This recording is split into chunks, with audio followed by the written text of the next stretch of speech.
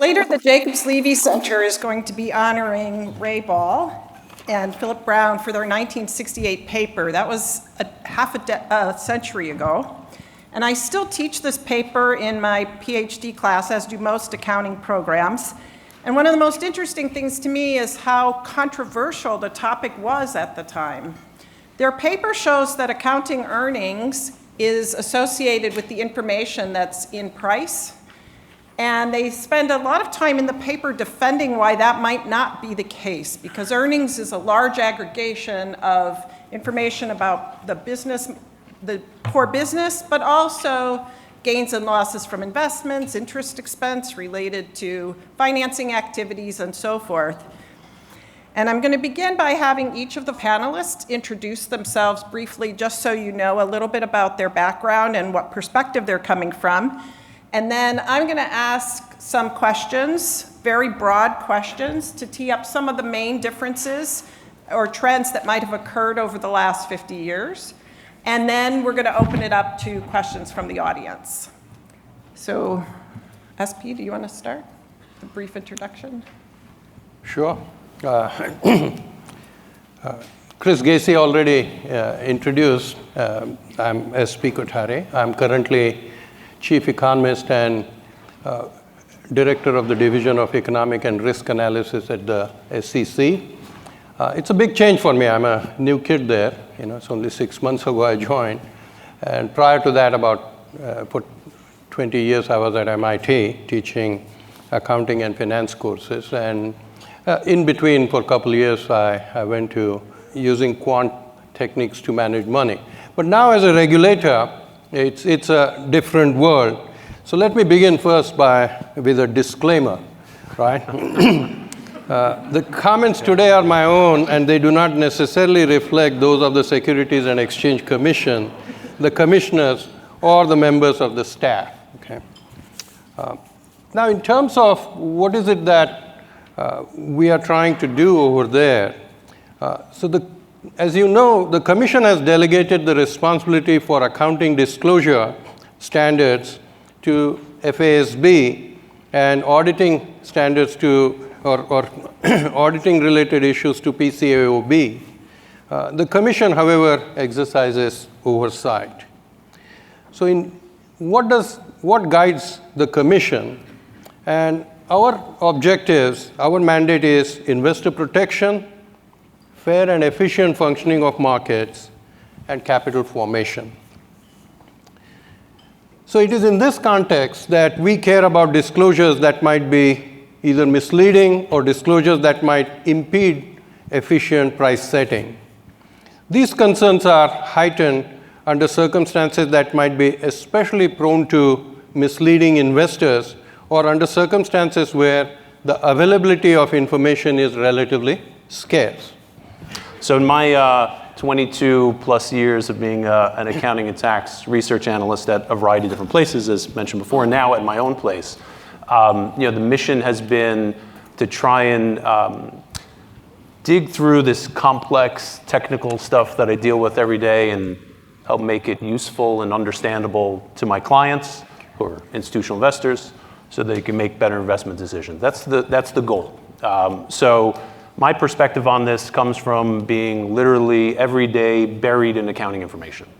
From whether it's we're writing research, and that's, the focus of the research has always been on trying to cut through the accounting noise to get to the underlying economics, or it's the day-to-day questions that we're taking from our clients. That's the service side of what we do. And they ask us all kinds of crazy questions, but it really comes down to we're kind of working with them along the way throughout their investment process, right? So they're building models, they're doing their due diligence, and the accounting information kind of weaves its way through that, and we're there, sort of guiding them along.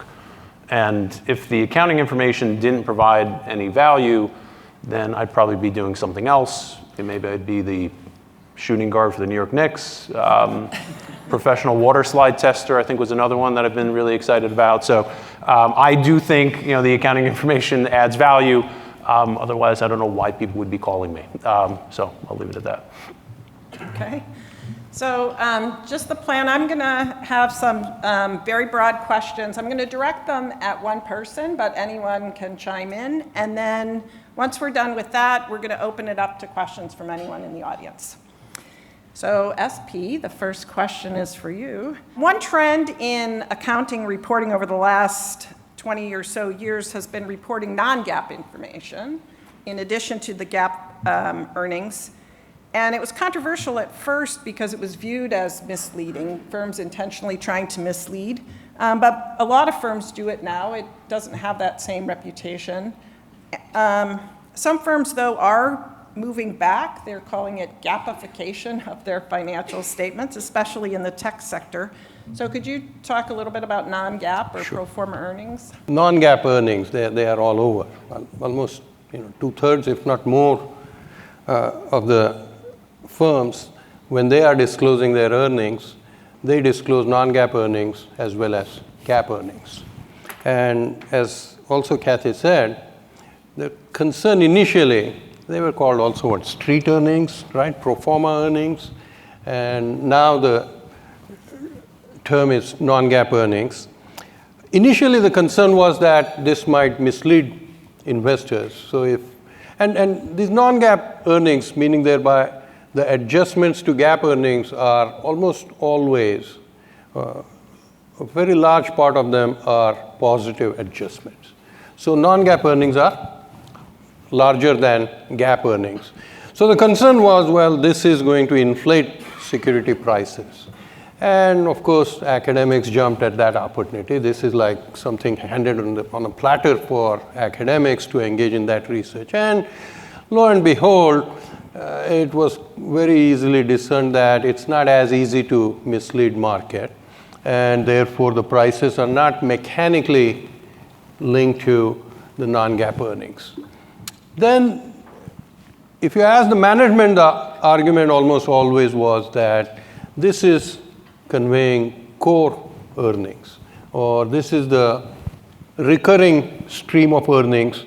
We want to capture that, and therefore we are making certain adjustments to GAAP earnings so that we come up with a non-GAAP earnings number. And again, researchers examine that, and there is some validity to that, but it's also that most of those adjustments tend to be positive, which kind of detracts from the likelihood that these adjustments are primarily motivated to make them recurring earnings number. Maybe, maybe not. Then there is some additional work that maybe those adjustments are used as a basis for compensating managers.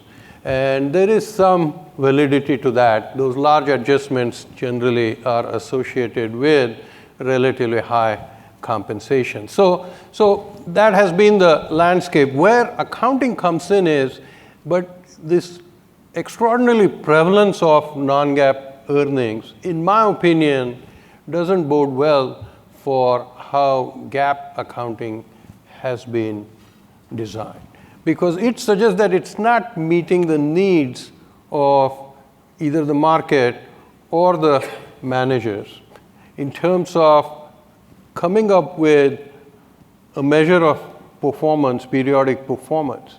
And what managers are trying to do is that they are scrambling to make adjustments so that they come up with a metric that, in their opinion, is more reflective of a periodic performance measure. So to me, as a regulator or as a market participant or as an academic, the prevalence of non-GAAP earnings suggests that we ought to work harder to think about accounting standards that would produce a number that will call for less or fewer adjustments, non-GAAP adjustments, not more adjustments. And that's the sense in which relevance of GAAP accounting is to some extent being questioned by the ubiquitous practice of very substantial non-GAAP adjustments. I think another trend has been the move towards more fair valuation, recognizing, the standard setters believe anyway, that the management is the group with the private information. Let them do the valuation. They're best at it. And To what extent do you think that creates a sort of black box problem where you know management's final valuation but not the inputs, and that you'd rather know the inputs? It's a giant black box. And this is from someone who actually is kind of a supporter of fair value accounting. At least it seemed like during the crisis I was defending fair value accounting when accounting was getting blamed for a variety of different things. Maybe a little too much blame was being placed there. But the problem is this mishmash. You've got some assets at fair value, some at historical cost, some at some like never land in between. It's a mess. Two companies, same assets, accounting for them differently. One company, same assets, accounting for them differently. Creates some comparability issues. Definitely comparability issues for fundamental analysts, comparability issues for quants as well. And why is that? What's driving that? That's the underlying accounting that is driving it, right? So the decision-making process as to whether you're accounting for something at fair value can be driven by things like position size. It could be driven by things like what the company plans to do with the asset, with like debt securities, for example. It could be driven by choice. There's a fair value option. Company could come in and say, I want this liability at fair value. This one, not at fair value. And to me, what's funny about all this, or actually I'll throw one other one, it could be based upon how the transaction is structured, right? So company issues converts, they do a convert note hedge. Depends upon how those things are settled, the accounting drives off of that. So lots of different twists and turns, not a lot of comparability. The funny thing about all this to me is that the most valuable assets that companies have, their people, the intangible assets, the R&D, et cetera, none of that is fair valued. Actually, none of it's even on the balance sheet. Or if it's, maybe it's on the balance sheet if it was acquired during M&A. That's the only time that it'll show up. And interestingly enough, you've got, think about the things where the accountants have chosen to fair value, the items where they've chosen to fair value. Those are the ones that are probably easiest to put a fair value on. Publicly traded securities, for example. You can all figure out what the fair value of those things are. Where they could potentially provide some incremental information is on the assets that are hard to value, unique to the company, but we don't get that information. So fair value is, black box is probably an understatement.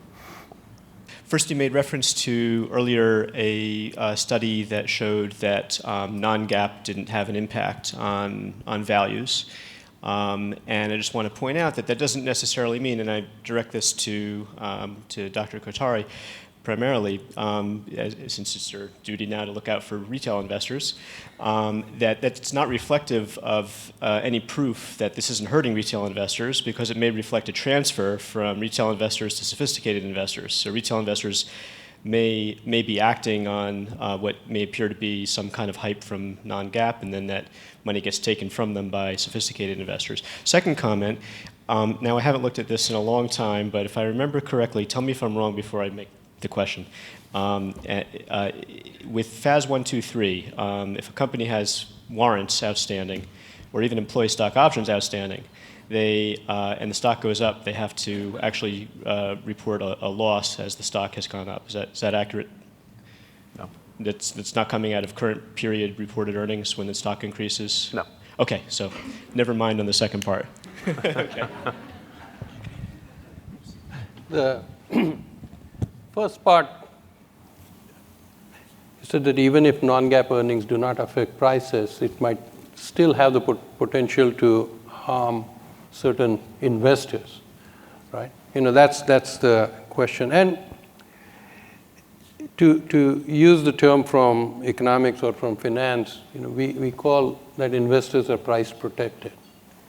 Okay, so suppose a company reports high non-GAAP earnings, okay, but the market participants kind of recognize that they shouldn't mechanically focus on that high non-GAAP earnings number, and the stock price, suppose it was $60, and they make the adjustment and they set the price at 61. So the naive investor would get harmed. he or she would trade at $61. That's what we would assume. The naive investor might believe that because non-GAAP earnings are high, the price should be 65.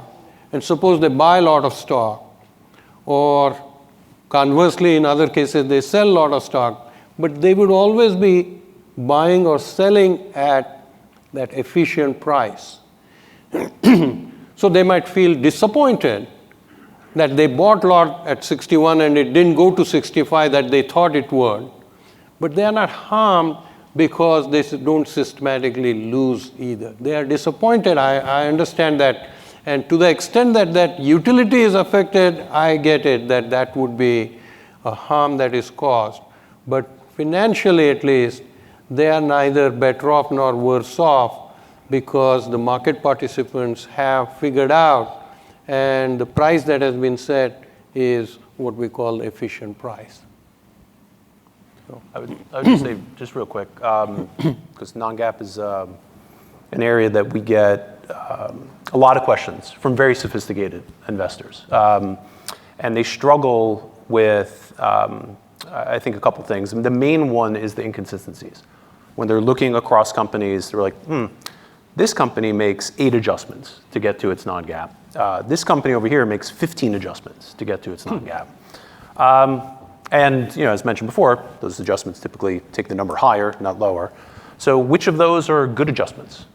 Which of those get us closer to the underlying economics of the business?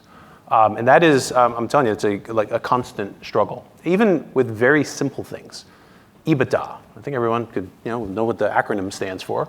But how do you get to EBITDA? Where do you start? Do you start at the bottom? Do you start at the top? Depending upon where you start, you're going to end up with a very different answer. Depending upon the data provider you use, you're going to end up with a very different answer. So these are just I would argue, very basic things that, again, very smart investors are struggling with on a daily basis. And again, that inconsistency, I think, is the thing that's the most difficult. In theory, that standard makes a lot of sense. We had hundreds of, 100 plus different standards to deal with revenue recognition. Now we got one. Okay. Maybe hopefully we get closer to the underlying economics. But there's a lot of judgment calls that get pulled into that. And we don't really have a lot of information on those judgment calls. There's not much information about the underlying assumptions, the choices that companies have made. So you sit there as an analyst like, okay, is this company making aggressive decisions? Is this one making conservative decisions? It is very hard to figure that out. That assumption information, the estimate information, that's the stuff that's critical but missing. let me just briefly add to the first point about technology, and it's related to this conversation. And especially for quant, almost always they are focusing on balance sheet, income statement, or cash flow statement numbers, and using, be it book values or leverage or whatever, and constructing either factor portfolios or some buy or sell decisions they are making. And one of the things that the SEC, I doubt that it will happen during my tenure, but I hope somewhere, the direction in which we are moving is to make even the footnotes machine readable. Now, of course, if you have PDF, even PDF documents, you can read those electronically. So, but that doesn't make it machine readable. The statements are machine readable in the sense that they are tagged so that you can add and subtract numbers across corporations, and that's what machine readability is. And now our hope is, the direction in which we are moving is to make even the footnotes machine readable, so that the information that is currently manually read either by computer or by individuals that is read, but if it is machine readable, then it can be aggregated across the footnotes of different corporations. So that is the direction in which we are moving, and hopefully that will help. Of course, this is not a complete solution to getting the standards themselves right, but I also suspect that no matter what standard is done, you ask 10 analysts and they will want 10 different things, and you cannot have 10 different standards, right? So you will have one standard. So I always say that the decision tends to be binary, or there is a particular decision, whereas what people seek is generally on a continuum. So therefore, no matter what decision gets made, there would be folks who would be happy and unhappy about it. This is not to defend the current GAAP or not to say that there is no scope for improvement. All I'm saying is that there isn't one single solution even at the end of the road, or unlikely that there would be one single. What we can do is more disaggregated information. If it is machine readable, then you can tailor that information to suit your version of analysis, and that would serve as an input into the decision making that you are choosing to. So I had a couple of questions on the standard setting process and whether you think it might create challenges in terms of valuation and things like that. One is that since the financial crisis, the FASB has been increasingly generous with implementation lead times. So you mentioned the leasing standard. That standard was actually issued in January of 2016, and right now we're in the first year of its effectiveness. So given that the FASB often allows firms to early adopt, does that pose a problem in your view? And then second, some of the members of the FASB and the ISB seem to be more willing to embrace the notion that it might be useful to have different sets of accounting rules and standards for private versus public companies. And I'm wondering if any of you had any opinions on that. I mean, I'll take the early adoption question. I'm not a fan. And I'm mostly not a fan, it gets back to some of the things I was saying before, that I temporarily lose some comparability. My preference is to get everyone onto the standard at the same time and then kind of go from there. The standard setting process, the FASB dumped a bunch of standards on us, and I think you've got the corporate community kind of sort of dealing with like the aftershock of that. That's a lot of stuff to try and push through the pipe all at once, and we're seeing the effects on the investing side. People are struggling with the information that they're getting. Leases is a simple example. All of a sudden you're seeing, people call me, I was like, wow, look at the EV to EBITDA multiples are changing dramatically. What's going on? It's like, you remember those leases came on the balance sheet. It's going to affect some of these numbers. So you've got, there's probably too many standards all at once, mixed adoption dates. It's tough from the market's perspective to kind of deal with all that. I'd prefer they slow it down, get them in place at the same time, and then move forward. I will briefly comment on, you said that FASB will allow for public and private companies different timing or different standard. And one of the things, after going to the SEC, that I became much more consciously aware is how much sensitivity there is about cost of implementation and how that cost is borne by different constituencies. Call it a political sensitivity or real economic sensitivity. I don't want to be passing any judgment on that sides, but reality is that a lot of attention gets paid to that. And issues like whether the standard should be the same for private companies, because the concern is if you impose more burden on them, some accounting, either compliance or certain other regulation, then that would be at the cost of capital formation. That would be the argument that gets most often made. And so some kind of a compromise gets fashioned. And that sometimes it falls on large firms versus small firms. Sometimes it is on the basis of public or private corporations. And so it's a multidimensional issue. And I'm not trying to say that therefore all the decisions are being made are exactly accurate or the ones that I would make if I was the sole determiner of these decisions. But the decisions that do get made are an outcome of these variety of considerations that are going into it. Two questions. ESG, environmental, social, and governance issues are becoming much more to the forefront. And certain entities are looking, such as SASB, in terms of how to put them in a more formal way in terms of accounting statements and standards. So one, your thoughts and where that's going and how they should be brought into the normal accounting process. And two, there's a lot of debate as to whether a company that has a positive or negative exposure on ESG issues should outperform or underperform.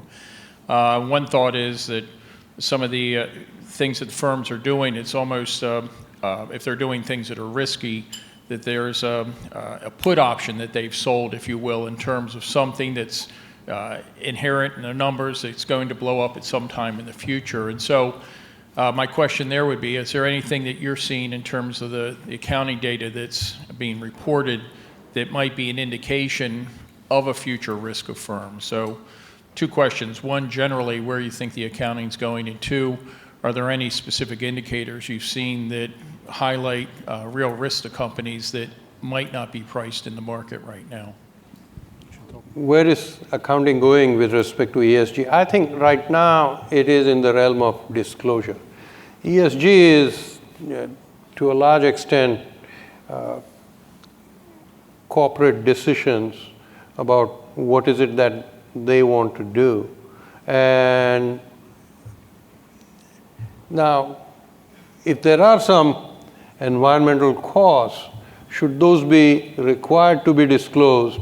And I don't think there is quite that appetite yet, at least within the SEC. But when I go to Europe, I find folks over there a little more enthusiastic about it. So again, there is international variation in the degree of enthusiasm and appetite for these things. But by all means, by way of disclosure, if these activities on whatever dimension, that either because of the investment that a company is making or because of the risk that they perceive because of these factors, then management is incumbent to make disclosures about it. And that is entirely within the four corners of the current set of accounting standards. What SASB, Bob Eccles and others, they are saying is there should be a more formal set of accounting standards that mandate corporate disclosures with respect to this in some systematic fashion. And time will tell, but this is, I don't believe this is the most hot issue that currently, at least at the SEC, that is being looked into. Yeah, much broader question about the accounting standards. US GAAP versus IFRS. What are the SEC's view, how it's going, where we are? And the second question on XBRL, which is, we talked about machine learning and all that, and XBRL will help in those kind of things. So any comments on, where we are on US GAAP versus, IFRS, and then implementation of XBRL?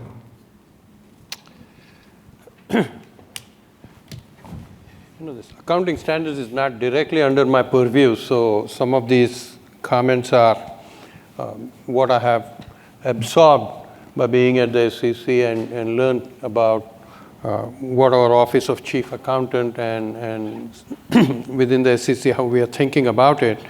But as a general matter, I think, even though the standard setting bodies, I think they will continue to be different, FASB and IFRS, or International Accounting Standards Board, IASB. But the wedge between the two in terms of qualitatively how different they are, I think that gap is narrowing. So in that sense, they are converging. They may never be identical, but they are approximately alike over time. And I see that that's the direction in which the two bodies are heading. As far as XBRL, I will say that, first, the person who oversees that XBRL, his office is just right next to mine, so I talk to him all the time. He is in my division, so notionally, I mean, he reports to me, so you would think I would know more about it as a result, but so,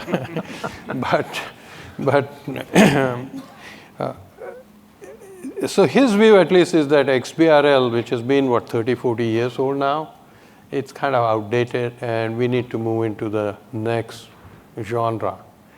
And in terms of embracing technology, that is where the point that I was earlier making, that different people have rather strong views about the burden that it imposes. That burden is not uniform across different constituencies. And that plays a big role in how quickly the Commission is willing to embrace new technologies, improvements in XBRL, or moving on to the next level. The example, somewhat related, but it's not quite the same, is unique identifier. It's called LEI. I don't even know exactly the long form is, but that LEI is a unique identifier. Right now, there are apparently 50 federal agencies which give identifier to different entities. And there isn't one. And this kind of issue became salient when, for example, in financial crisis, everybody talks about, well, somebody asked, who are the clients of Lehman? And they didn't know. It took more than a week to find out, so who they were. So this is the KYC, know your customer kind of issue, right? But even with LEI, which would give a unique identifier to every legal entity, there is a lot of pushback because of cost considerations. So the process is not unidimensional. It is not focused only on how technology might make it easier or might be better on some dimension. There are other considerations that impinge on the decision making, and what you observe is a result that is shaped by these different forces. Thank you very much to the panel.